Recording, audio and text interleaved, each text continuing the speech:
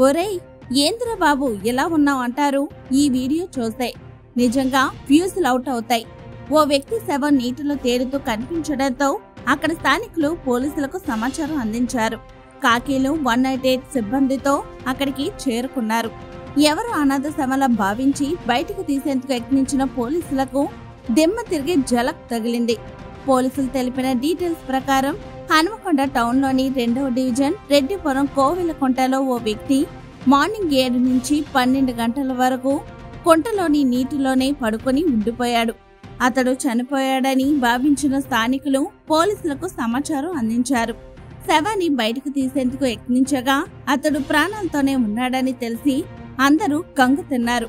వివరాలు అడగ్గా తాను నెల్లూరు జిల్లా కావలికి చెందిన వ్యక్తిగా తెలిపాడు.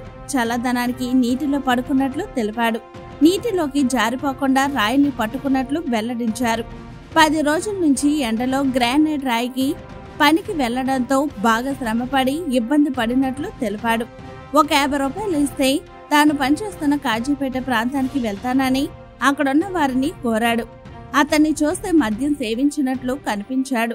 తదుపరి విచారణ కోసం ఆ వ్యక్తిని పోలీసులు స్టేషన్కు తీసుకెళ్లారు.